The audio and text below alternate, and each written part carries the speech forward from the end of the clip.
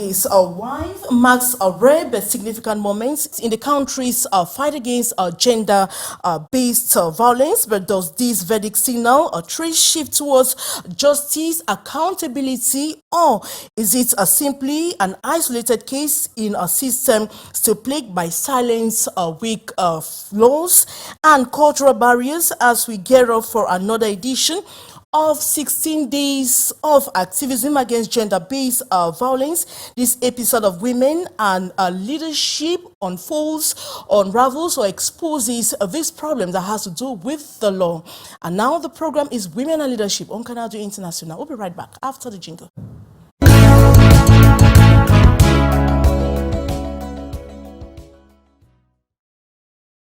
And tonight we ask bold and urgent questions. Can Cameroon adopt a specific law on femicide as a decisive step towards ending gender-based violence in Cameroon and beyond? If you have missed any of our past editions, you just need to go to Canal YouTube page. You type Canal International, you type Women and Leadership, and you type the thematic of the day, and you can watch all our past editions. And let the conversation begin just after the jingle.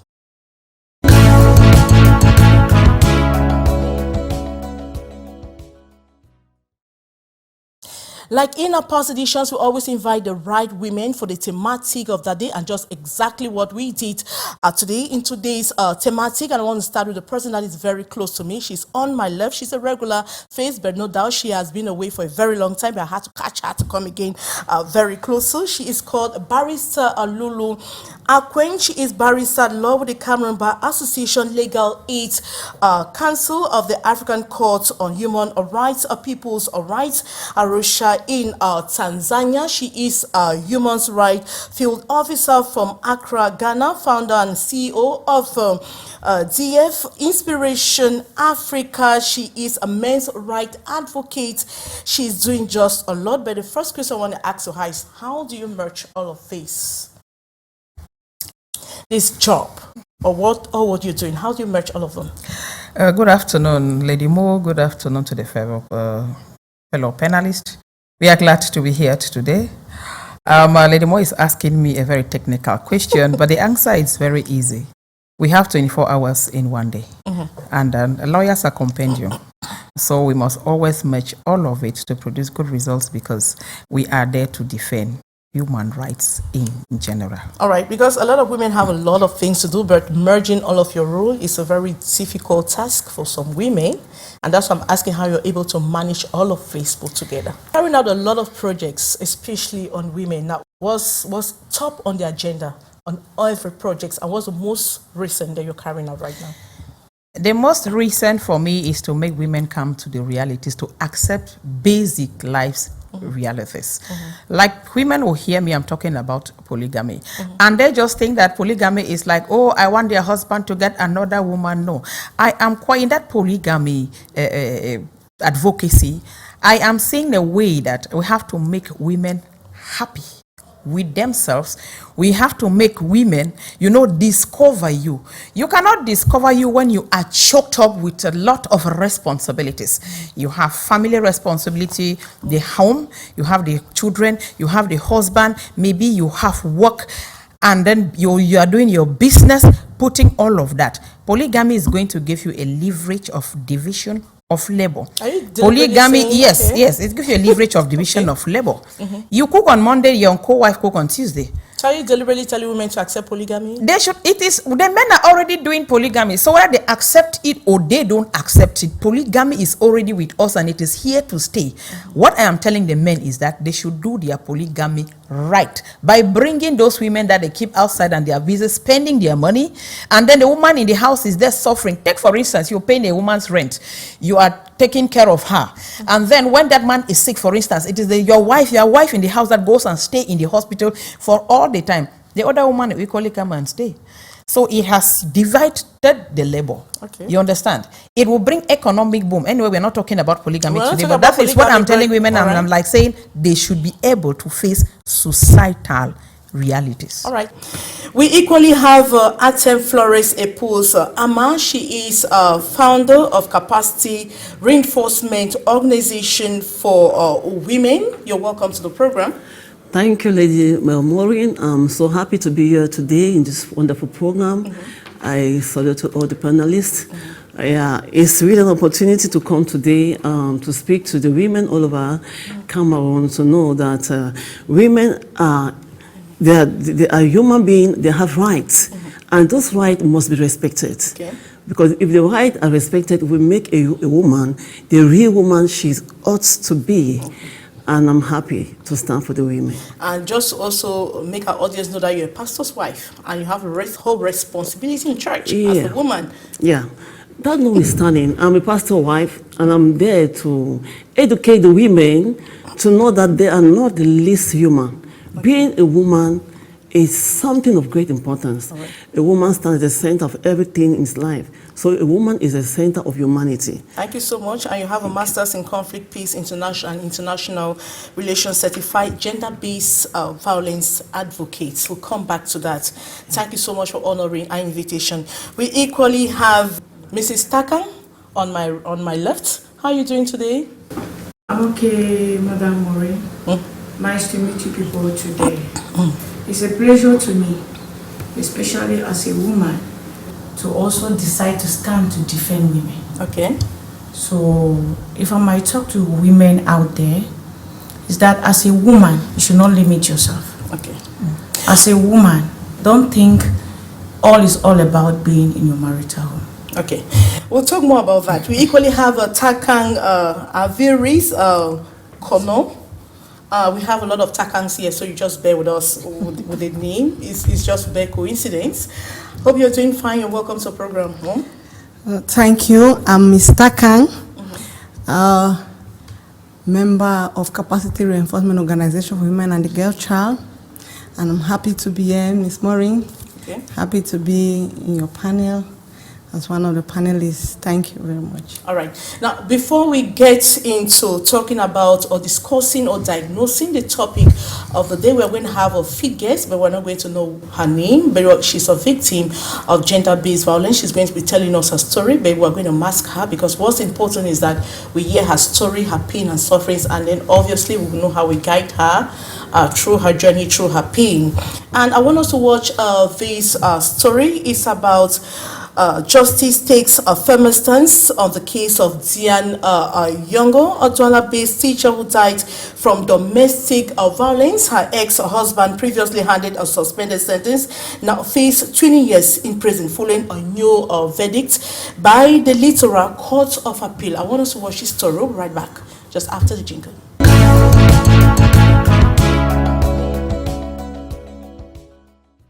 The appellate judge maintained the charge of fatal assault from the lower court but imposed a significant harsher sentence, 20 years of imprisonment compared to the 5-year suspended sentence previously handed down by the Vuri High Court. The decision that just came through is somewhat consoling. Dian Yongo's family and legal counsel had pushed for reclassification of the facts. While the heavier sentence is welcome, they say full justice is yet to be served. The prosecutor had requested a reclassification of the charges, but the judge did not grant it. He upheld the original charge and confirmed 20 years sentence for fatal assault. This is far better than the previous ruling, except that the reclassification should have been done. In our view, given the facts, this was a case of premeditated murder. Eric Bekobe's legal team has not indicated whether they intend to appeal to the Supreme Court. Still, the ruling is seen as progress in the fight against feminicide. For civil society and women's rights defenders, it is a leap forward, but the battle continues. We are satisfied with the verdict, but we continue our advocacy. The facts should be reclassified today in Cameroon. From a legal standpoint, we need a term, femicide, introduced into our penal code. This is why we are calling for a specific law against violence targeting women and young girls in Cameroon. Dian Yongo, an English teacher at Lycée Bileng de Nilong in Douala, died on November 18, 2023, following documented acts of domestic abuse In 2024, her ex-husband, Eric Bekobe, was sentenced to a 5-year suspended prison term and fined 52,000 francs CFA, a decision that drew public outrage and condemnation from rights groups across Cameroon.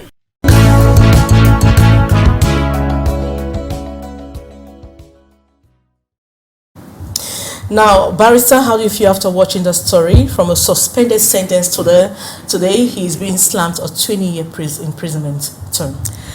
Quite pathetic. But I must say, at the level of first instance, the law was quite flooded. Yeah, the law was quite flouted because you cannot, under murder case, you suspect. It is not only sentencing for 5 years, the sentence was suspended. So it was a suspended sentence, which means that the victim, now the accused person, the defendant, was not even supposed to go to prison because it has been suspended for 5 years. The suspension of sentence means that if along the line he commits any offense, then he's going to serve that 5 years, and maybe that same offense again he was going to serve it. But you see, that was actually lawless. But I will not know why the judge took that decision. Yes, because the law does not, anything under murder, whether it is murder, it is capital murder, whether it's an unintentional killing as prescribed in the penal code, you cannot sentence 5 years. Talk less of suspending the sentence when it comes to murder. But you see, when it comes to femicide, for instance, the victim is not there to give her own narrative, which is the other part of the story. That makes it a little bit complicated for the judges to arrive at a good or seasoned judgment. But in the absence of that, given that the victim was not the victim because she died, you have to look at the fact that she died. Because if the victim was there, that is where you have to go to what we call the intention. Because when there is no, they say for it to amount to an offense, there must be the actus reus, which is the act of beating to death, and then you have the mens rea, which is the mental element, which is the intention to have perpetrated that act. But since the victim was not there to have narrated her own version, whether she has been threatened several times, and then you could only know that, okay, it means that this man actually had intention to kill. Yes. At least it's good news, right? It is from a suspended to 20 years, which is like the minimum under murder. This is now the twist, because now are you expecting more than that? No, the law talks about life imprisonment. Okay. Yes, so 20 years should be like even the minimum, because you have to take into consideration his age equally. But then the twist is that when you give a complaint, procedure takes a lot of channels. You file a complaint, it goes to the state council. It is the state council that prepares the charge. So what was the charge at the level of the legal department? So the magistrate was interpreting the charge. But be it as it may, given that somebody died, to have given a sentence that the defendant for only 5 years and then suspended it was really out of proportion and gives room for a lot of doubt as to the credibility of our courts. All right, let me move to Florence. Now, seeing the type of sentence on someone who killed the wife, and the courts in Cameroon giving him a 20 years imprisonment, or slamming him 20 years to go to prison. Now, does it give hope as a way out for gender-based violence, to end gender-based violence in Cameroon? It gives a kind of hope. The hope is not totally complete. It's just a kind of slight hope, because look at all the circumstances surrounding this incident. It was a kind that you say that they didn't have that spirit to sentence this person in the first place. It was the kind of doubt. They just want to do it in order to satisfy the public, the crowd of the public. I don't think it's something that's going to bring a transformation within our country. So you don't think of any transformation? It's not giving hope. No. It's not giving hope to you. Just a slight hope on your own side. Madam Taka? To me, seeing the sentence as to what Maitre just explained, it is not a hope. But we will not forget that it's a start. Now, what were you expecting? I was expecting a life imprisonment. Because 20 years from now, he will still go out there and get another woman. Means if he's 30 today, in 50, he can still go out of prison? 2045, he will still go back. And he will get a more younger woman. As in terms in Cameroon. and that lady was going to be another victim. So they ought to give him a life imprisonment. That will send a signal to the population and to those that are involved in gender-based violence. It will be as a warning to them to avoid getting themselves into such a situation. Madam Takan too. Don't you think that it's a strong signal to men To me, and a warning to men? To me, I don't see it so. Because it's just like they have sent him somewhere, they are trying to examine him. They continue the same process. Just like the other colleague Takan was saying. After 20 years, he will continue his old duty, which is not right. So to me, they could have given him life imprisonment. All right, let me get back to Barrister. Now, when we look at these 20 years, right, marriage or sentence handed down in this case, does it represent progress in the fight against gender-based violence? I know you've been involved in this fight for a very long time. Yes, I know that people usually say lawyers, they see white and call it, or they see black and call it white, but you see, 20 years out of your active life is a whole lot of time. Given the fact that the Court of Appeal reversed the judgment, it's a win, it's a big win for the Cameroon justice system. We may look at it that it is just 20 years. If he is 30, at 50, by the time you must have lost your job, you must have your projects are on hold, and many other activities. Do you think that is easy to come out from prison after 20 years and pick up life? Do you think it's just easy? It is not easy to come up and then just lay hand on the next woman. 50 years is a whole lot, and I think that it is quite a Psychologically, deterrent. it's going to be beaten. That's just in play, right? Exactly. And let us not forget the fact that we are talking about human being here. And human rights mostly talk about the guarantee of your rights and your liberties. And the human rights, in as much as we talk about the punishment of offenders, it equally talks about trying to see how you can uphold human dignity. When he comes out, he'll be having a certificate of conviction. He will be a stigmatized human being in the society. And all of that coming to place. 20 years is no small number All of right. years. Now, I want to get back to Florence. Now, you are a certified gender-based violence advocate.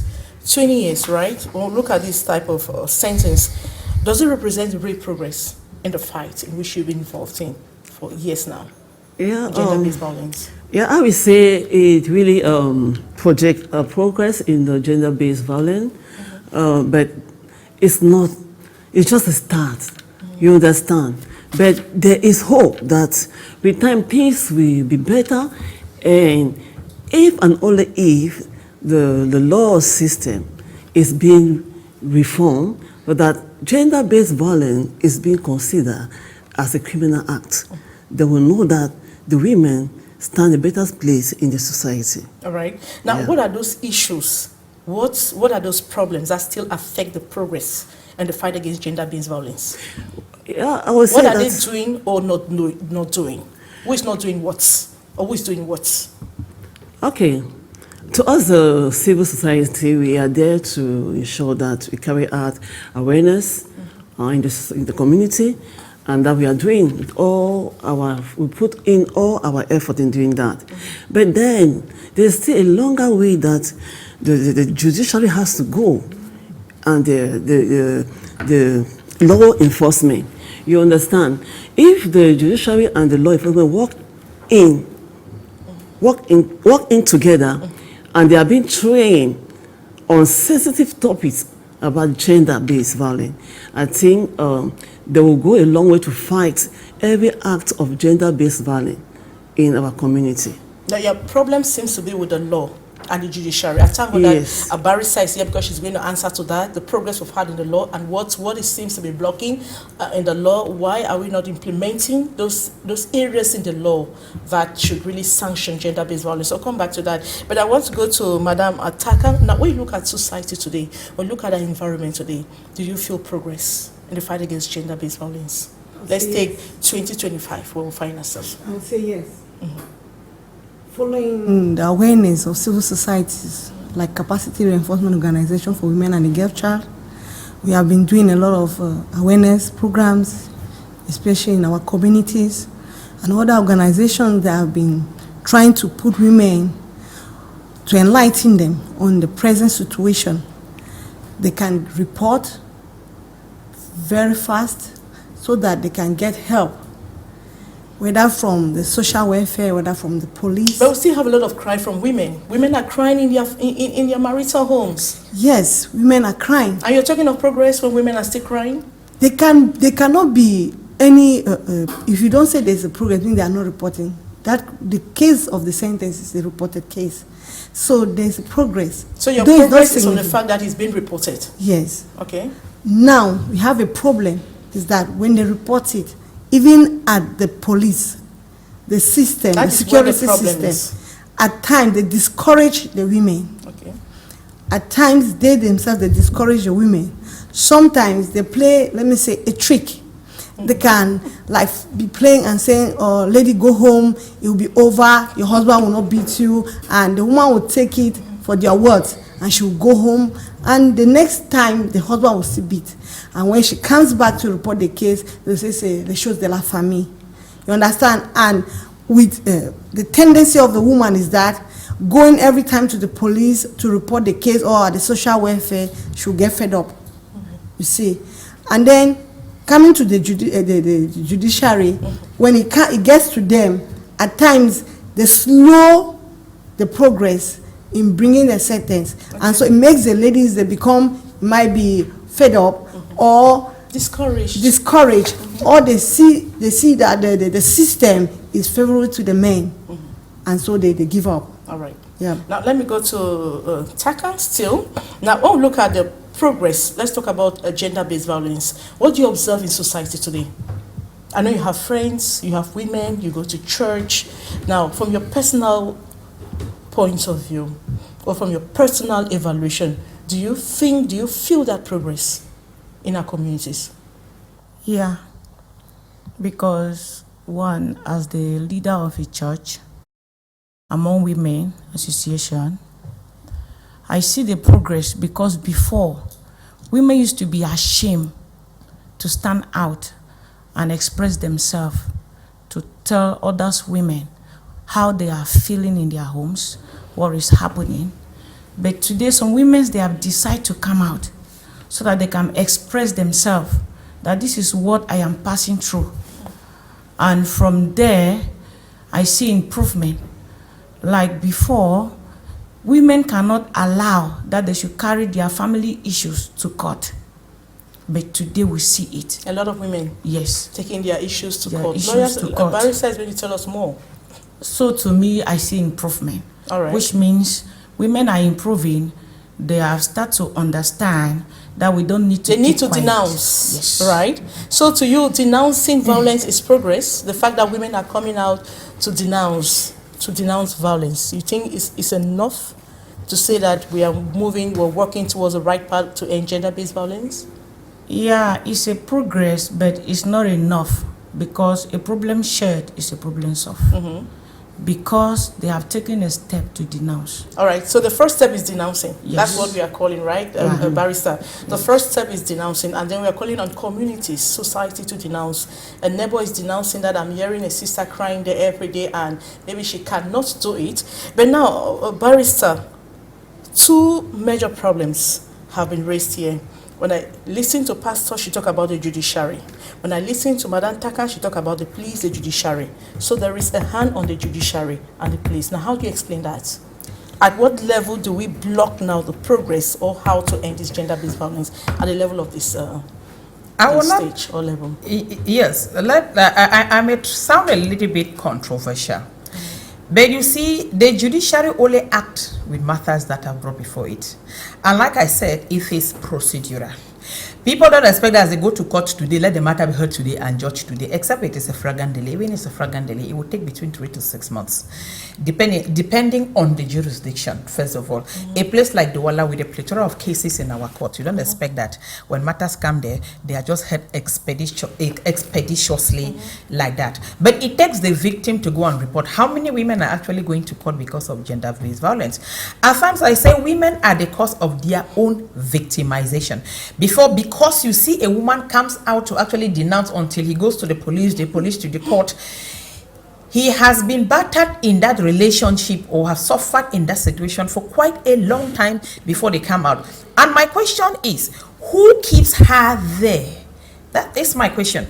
Because if we have to what is gender-based violence? Gender-based violence is just violence perpetrated against any human being, either because you are a man or a woman, because gender is inclusive of both men and women. But now when we talk of violence against women and then femicide, violence against women don't be specific because it is violence perpetrated against you based on the fact that you are a woman and you are the weaker sex. When we come to talk about femicide, it is the killing of the female gender by the male, who is, it is your intimate partner. It is mostly somebody with whom you are very close. And then it is based on the fact that you are a woman. But let us see what went wrong. Let me start. Mami Pastor is here. We are talking to the global and addressing a global audience. The church is one of the highest causes of violence against women. You know why? Because they preach submission. They preach no divorce. They preach you have to bear. Pray for your husband until he change. And then women are dying there and they are suffering.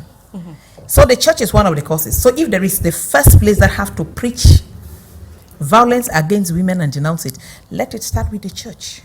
By not telling women to endure a relationship that you are being violated, because you end up dying like Asinachi, you end up dying like the lady, like this Nyangwo we just watched, and many other women, because 2023 and 2024 statistics indicated that Cameroon rated one of the highest rates of femicide in Africa. Not only Cameroon, yes, Cameroon came out among one of the highest.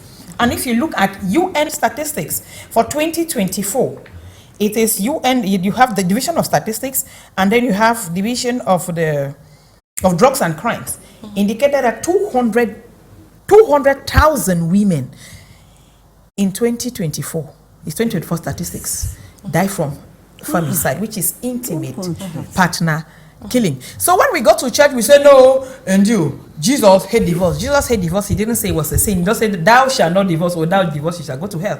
If it is not working, leave, or you sit back and then you die. When you die, the man will continue with his life. Then we have cultural values and tradition. The man is the head of the house, a head beater. Yes, he is the head that beats you. Is that what it means to be headship? They have to educate the men. That is the next twist and the next challenge for the church, to educate their men to love their wife like Christ loved the church and gave himself, which means that if there are two people to die, let the man die, let the woman live. So the church has a big role to play as long as gender-based violence and violence against women is concerned. And let them leave judiciary alone for the time being. I think you have to respond to that. Yeah. What role does the church play in ending gender-based violence? What role do you, as wives of pastors, do to educate women so that you end gender-based violence? Okay. That question like that is not very easy to answer, but I want to try my best here. Like she said, the church is a place that gender-based violence is the most, because it's being covered with the Bible, or that this one, wife submissive to your husband, pray for them, endure, but Christ doesn't want divorce. Marriage is not forcible, and you don't. And do you tell that to the women? Yeah, it's not forcible. You don't must leave a married woman on earth. So if it's not working, why are you there? Why do you want to die? Is that what you tell the women? That's what I tell my women.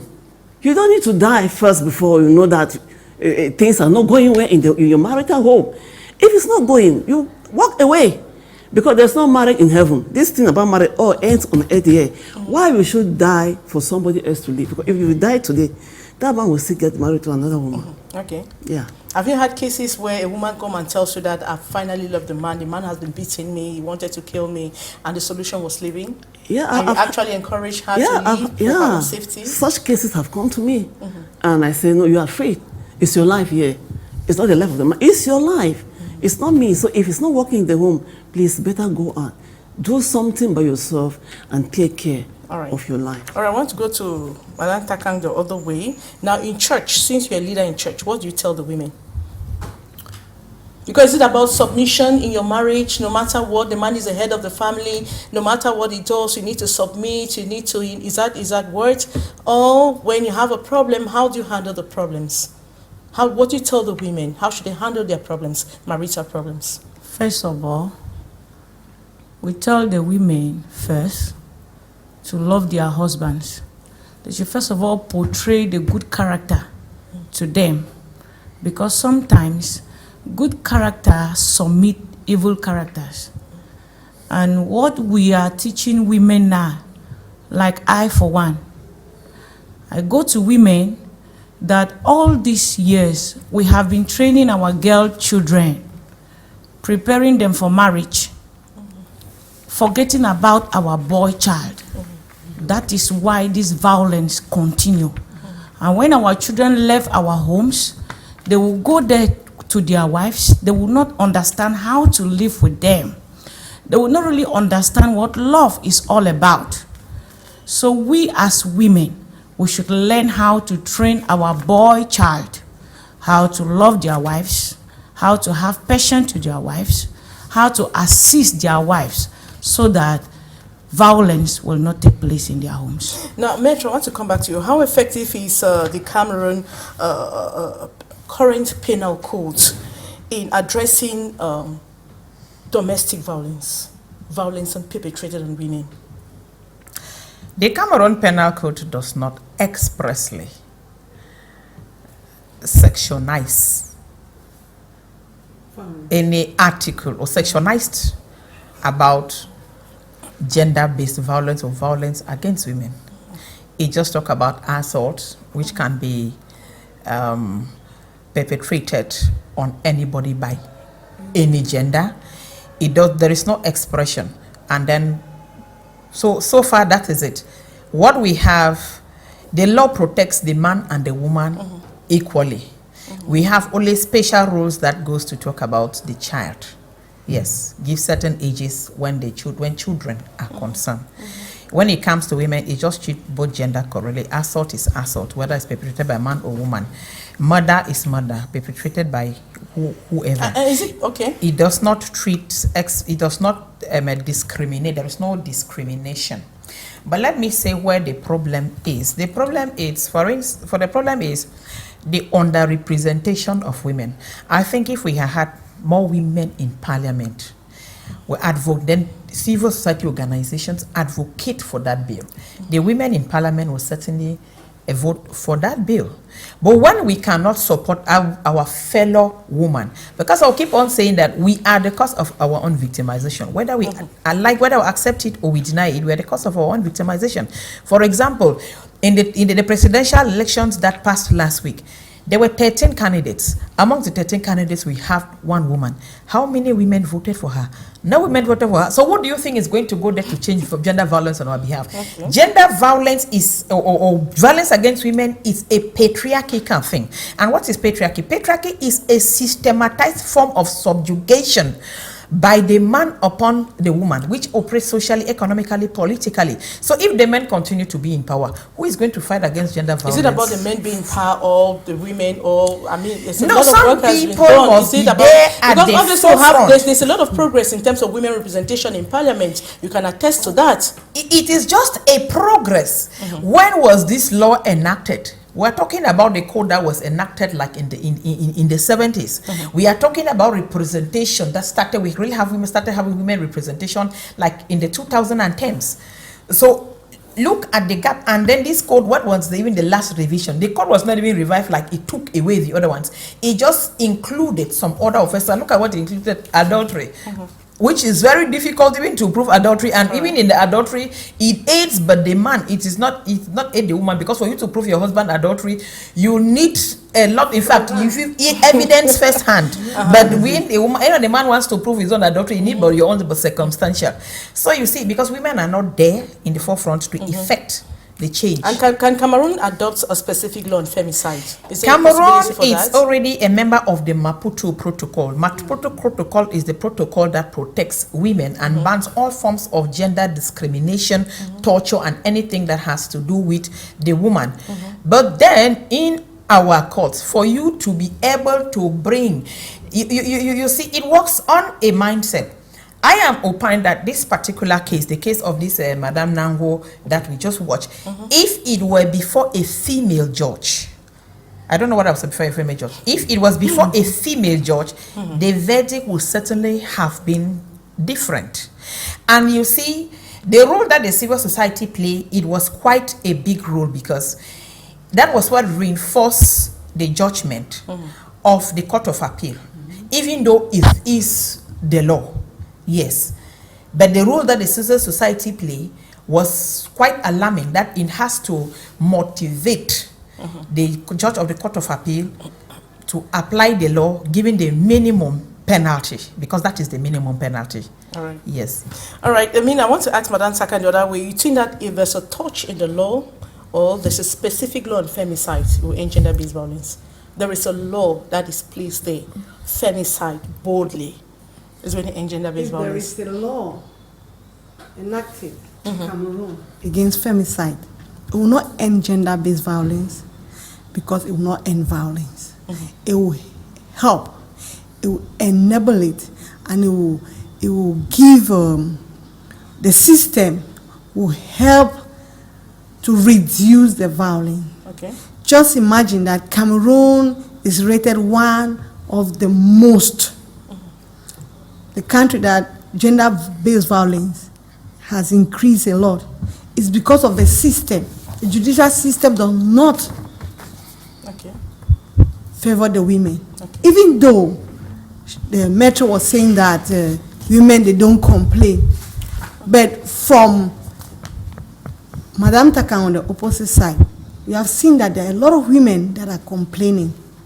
And I can say that some women complain, and even the society, made of women too and men, keep them, cause them to withdraw their cases. Yes, because we have cases of women that come to us. When they explain, we orientate them, and on along the line, they will not continue, because they say, my mother, my aunt called, and then my neighbor, they said, you know, it's your husband, your children. So a lot of things are involved. But if the system, the judicial system, they put a law against femicide, it will help. All right.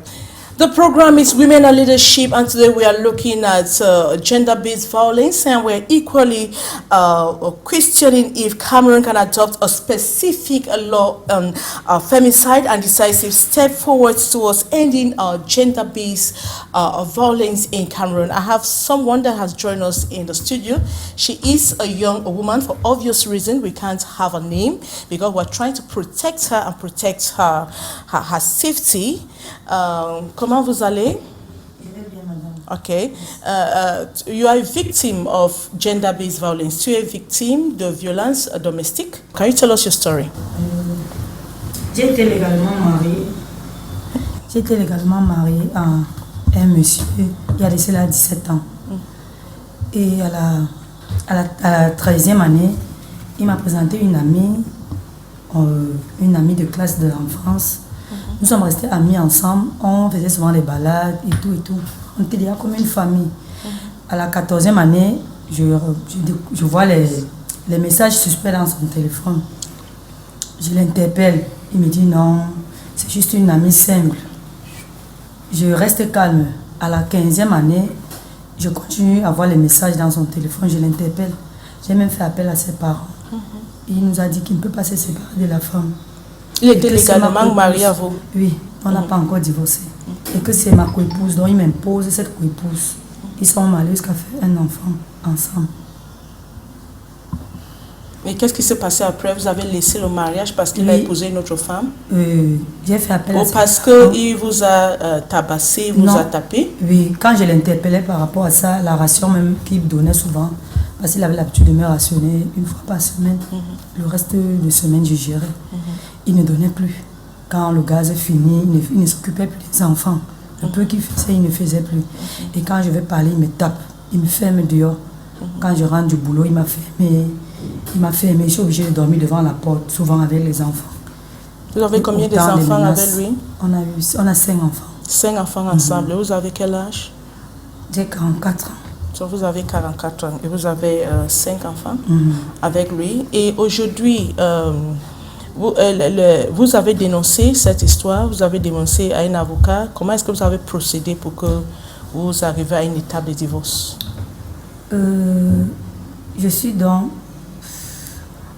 Je suis allée voir une de mes mamans qui m'a conseillé. Elle m'a même conseillé une avocate. Je suis allée donc voir l'avocate. Elle nous a appelé nous deux, elle nous a conseillé. Mais lui, monsieur a dit qu'il ne peut pas se séparer de la dame. C'est où j'ai donc dit, je vais donc engager les procédures de divorce pour voir ce que ça peut donc donner. Ok. Et vous avez engagé le processus de divorce. Vous êtes divorcé légalement? Pas encore. C'est encore en cours. C'est encore en cours. Et jusqu'à maintenant, est-ce que votre vie vous est calme maintenant? Pas du tout. De temps en temps, il me menace. Je l'ai même amené au service social. Il a dit qu'il ne peut pas s'occuper des enfants. Donc je me bats pour m'occuper des 5 enfants toute seule. Il vous menace comment? Oui, de temps en temps, il vient, il dit je vais voir. Il va me montrer ce que je n'ai jamais vu et tout. Parce que quand je quitte la maison, il dit aux gens je ne peux pas vivre sans lui. Oui, de temps en temps, quand il me voit dans la rue, il m'insulte avec les enfants. Et il ne donne rien? Il ne donne rien aux enfants? Vous prenez soin des enfants seuls? Oui, je m'occupe des 5 enfants toute seule.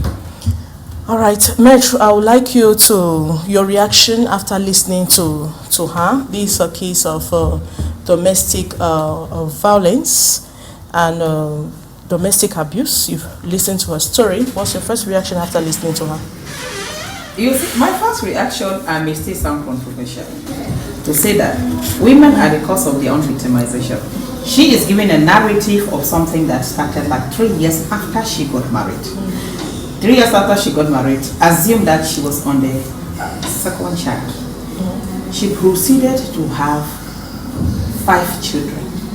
There is something we call the law, that there is a consent and there is a condonment to a situation, which means that you are going through a hardship, you are going through a violent situation, you are going through an emotional torturing situation, and you are still condoning to the man's act until you get to the 5th child.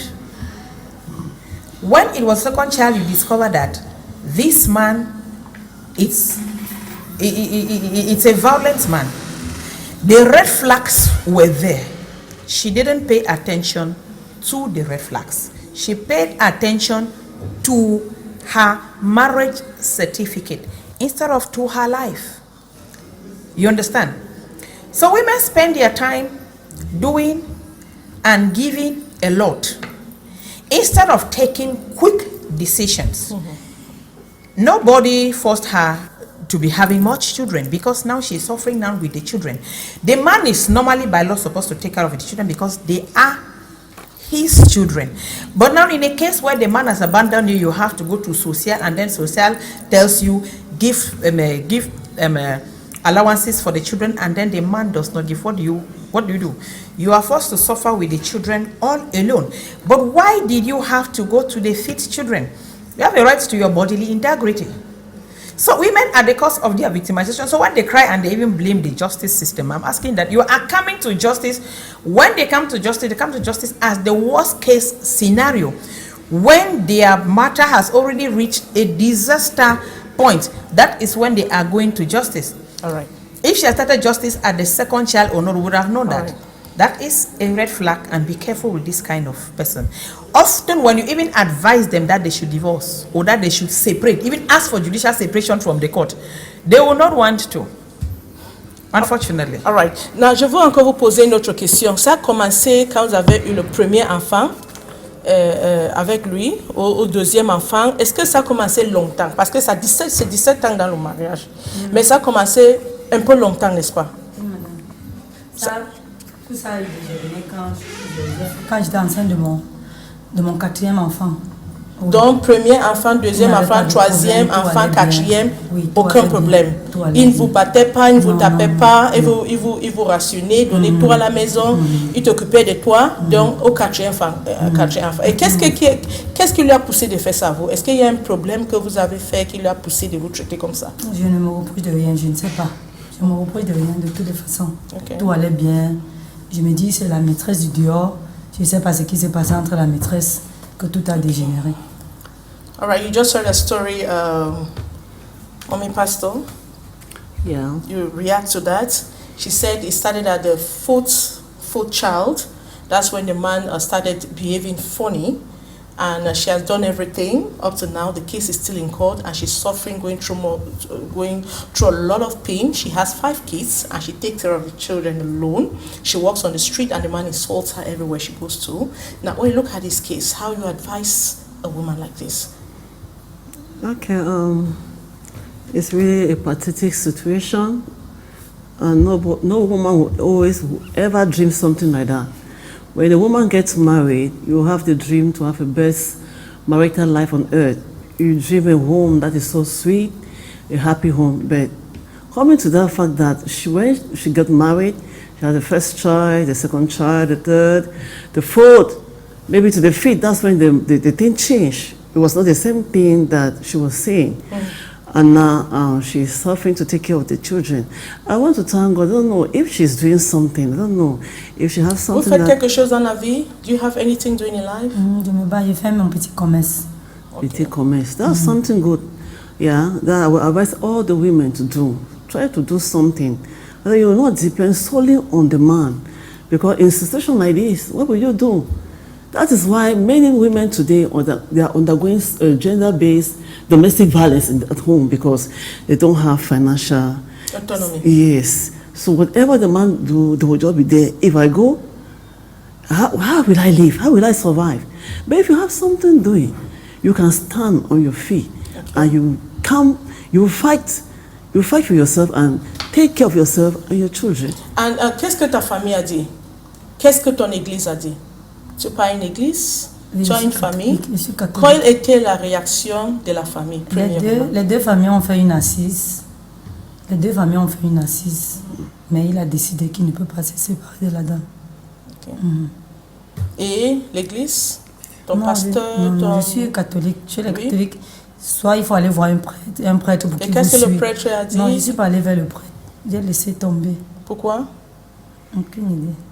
Tu n'avais pas la force d'aller vers le prêtre pour lui dire ce que... Je n'avais pas de force. J'ai laissé de toutes les façons. J'ai trouvé qu'en allant là-bas, il va juste me dire prie, prie, prie, prie. All right, Madame Taka. Yeah, it's a very pathetic story. 17 years with a man, and you find yourself carrying the whole load. We're trying to look at the way out here because we have a lot of women like her that are going through this pain. Some are trapped. She succeeded to even go out and she's struggling with the kids. Others are still trapped on the ground, going through the same situation. And that's why we're here to talk about this, because we're looking for a way forward. We're looking for a way now out. She's already on the good track because she has already complained and she has a case at hand, which we are depending on the judiciary to act on it so that she can be free, totally free from the man.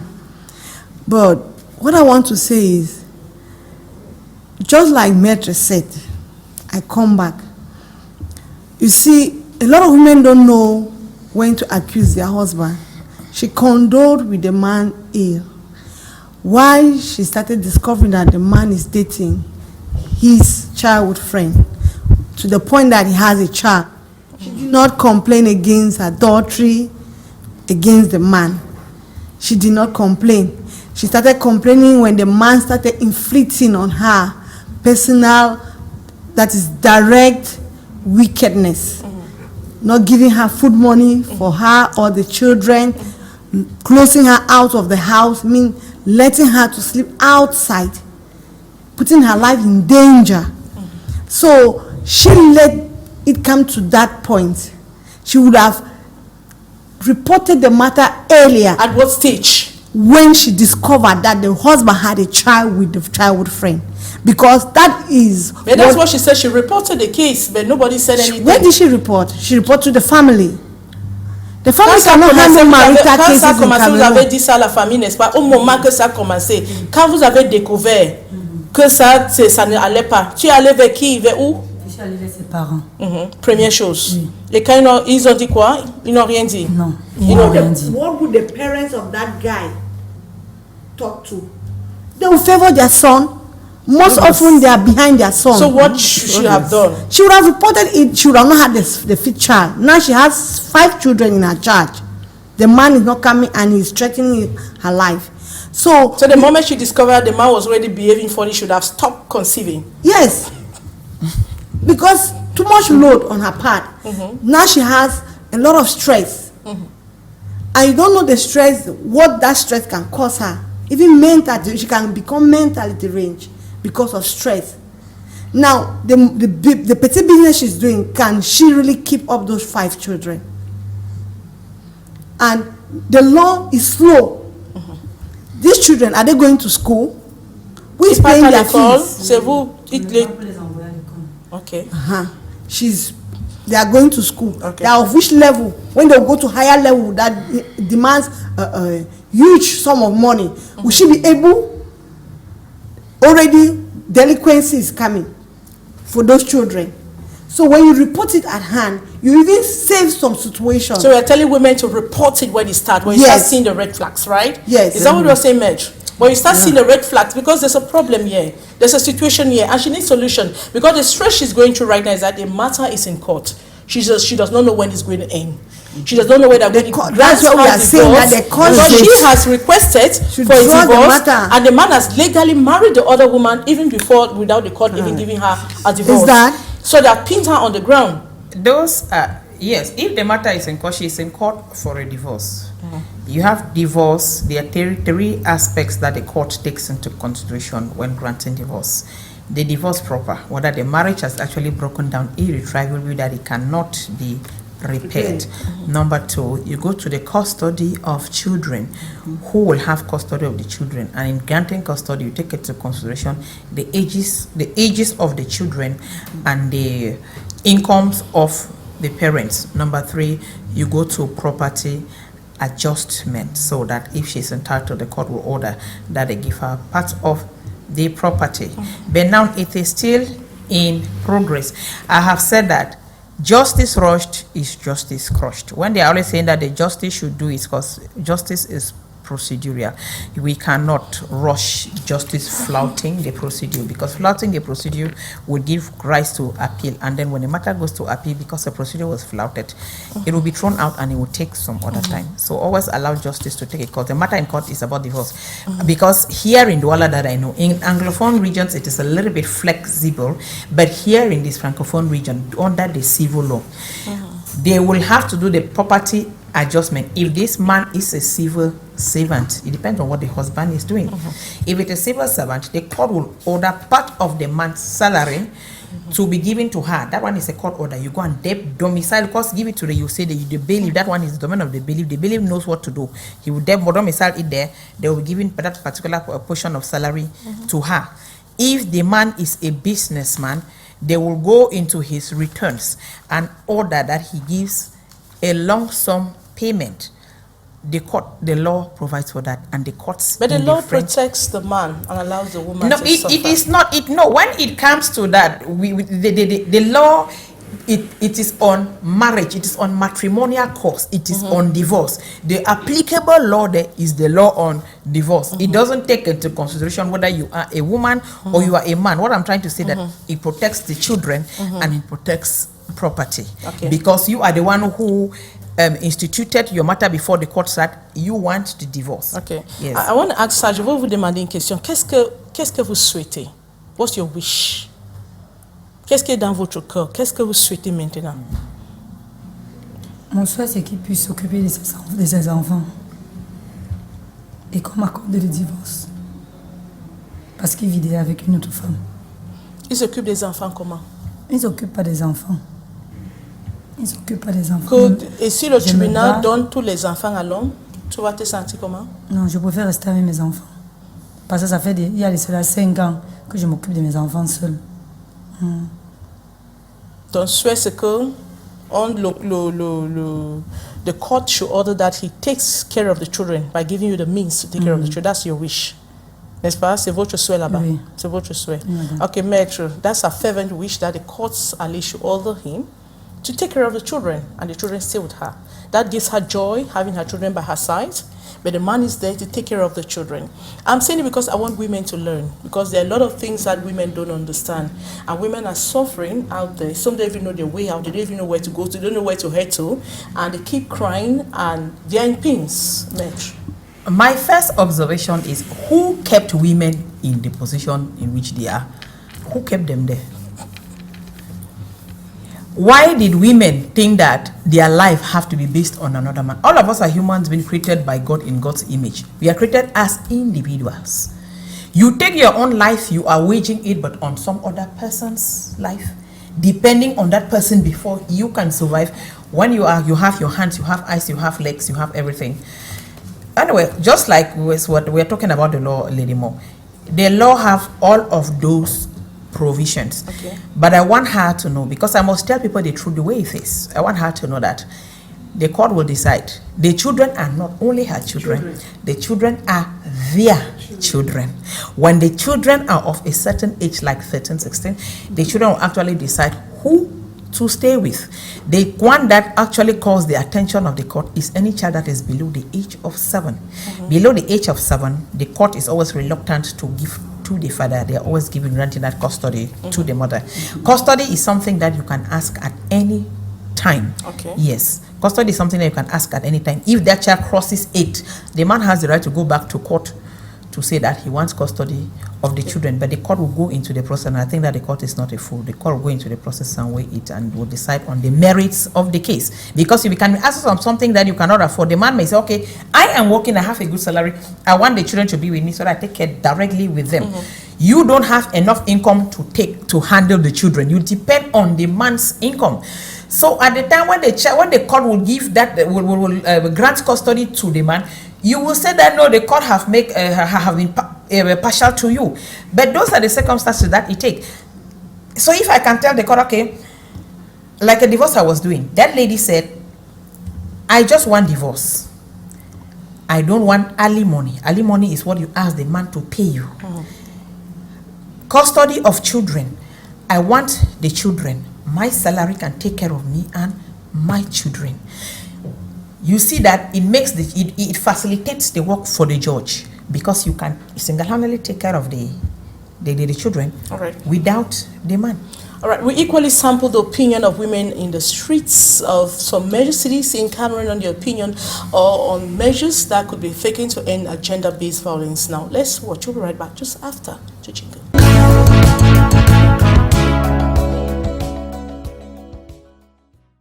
Arrête de maltraiter des femmes. Les femmes ne sont pas des objets. Les femmes ne sont pas des objets. Quand tu as déjà décidé de prendre une femme pour épouse, c'est que c'est à moitié.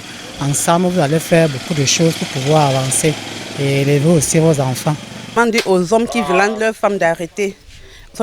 Les femmes en subissent beaucoup, les femmes meurent beaucoup. Qu'ils arrêtent et qu'on trouve une loi par rapport à ces genre de personnes-là. Women are not meant to be beaten anyhow. Yes, because some husbands, they take their wife as their children, as if they are their children. They beat them anyhow, anytime. Donc moi, j'aimerais conseiller à ceux qui sont dans les foyers que quand ça ne va pas, c'est mieux de quitter. Parce que chacun a fait son enfant et aimerait voir son enfant grandir. Les hommes, je ne sais pas s'ils regardent ça ou ça les affecte même, puisqu'il y a eu plusieurs cas. Et c'est comme si ça ne fait même qu'aggraver. Une fois, il y a une voisine qui a été violentée par son époux. C'est mon mari qui a intervenu en disant, monsieur, on ne fait plus ça. Toi, c'est un homme, moi, c'est un homme. Mettez-nous homme à homme. Laisse la femme, on ne fait plus ça. Et le monsieur a compris que non. Dès ce jour, le monsieur a compris que non. Monsieur, je suis désolée, il n'a plus jamais fait. Il n'avait plus jamais fait. Quand c'est encore au début, là, on va pouvoir résoudre le problème. Mais quand tu attends déjà 2, 3, 4 fois, ça devient chronique. Donc quand c'est déjà au début, là, on doit mettre fin à ça. La femme d'abord doit aussi prendre sa décision de y mettre fin. Là, en voyant les 2 familles, ils peuvent résoudre le problème pour qu'ils puissent s'arrêter. Parce que les femmes, tous les jours, souffrent de ça. On les menace tous les jours, les femmes souffrent, ils meurent tous les jours, on ne peut même pas compter. Quand il y a dialogue, tout peut bien se passer. Donc je conseille encore et encore que dans un foyer, quand ça ne va pas, c'est mieux de libérer. Donc je ne pense pas qu'on doit mourir parce que c'est pour les enfants. Non, on ne meurt pas avec donc, ses enfants. Donc quand ça ne va pas, c'est mieux que chacun prenne son côté. Entre-temps, il y a aussi la manière de parler à ton mari et qui le pousse aussi à changer. Donc il faut chercher à ce que ton mari change la manière. Il faut les sensibiliser. Ils savent que la femme n'est pas un objet, elle n'est pas un animal, elle est juste sa moitié. Et les familles aussi, les familles doivent y mettre la paix. J'ai vu des gens qui sont violentés par ce phénomène, mais je n'ai pas apprécié. Les voisins ont encouragé cette personne à quitter le foyer et la personne a quitté. Aujourd'hui, elle a envie grâce à l'entourage. On a causé, à tête reposée. J'ai dit que ouais, tu vois comme ça, ce n'est pas bien. Donc, essayons de changer la manière de vivre comme ça. Et il y a aussi les autres qui ont été victimes. Et puis, on a convoqué les 2 familles. On les a demandé de chercher aussi leur manière. Bon, je crois que c'est la manière même de causer qui peut pousser les hommes à changer. Hein, parce que on emprisonne, on fait comment? Ça ne change pas. Bon, je crois que la douceur peut les pousser à changer.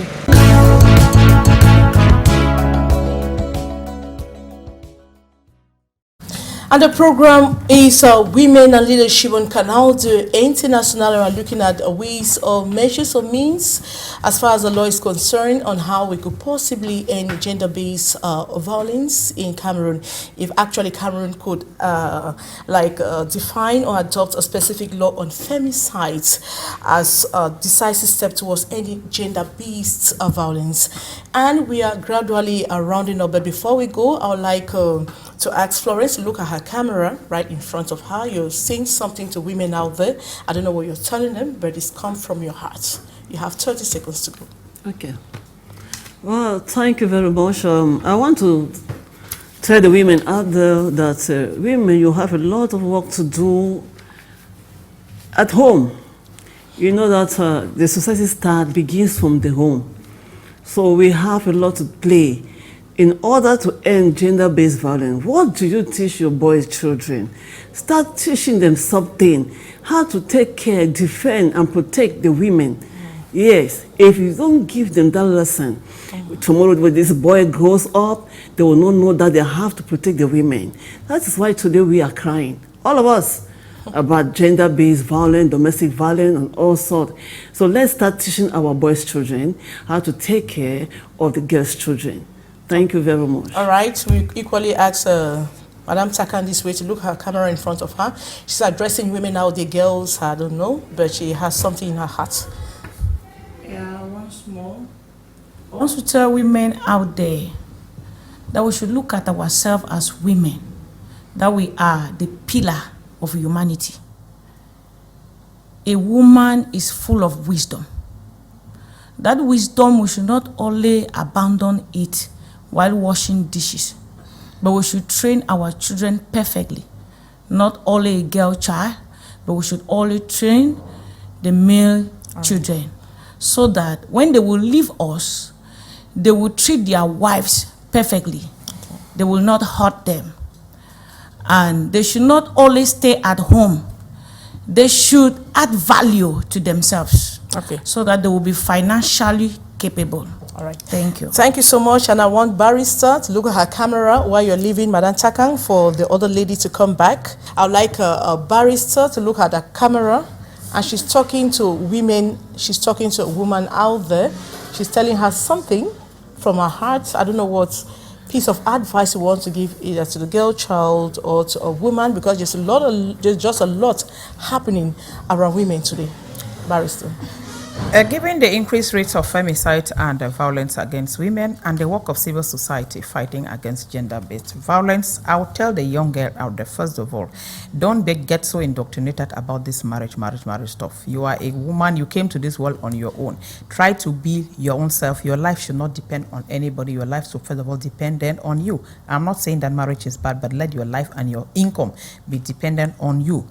To the women, I will say that we should stop playing the role of the victim too much by either taking quick decision or reporting the matter to the justice institution, and let them believe in the justice institution that they will do their work. The pace might not be what they want, the pace is what the law says.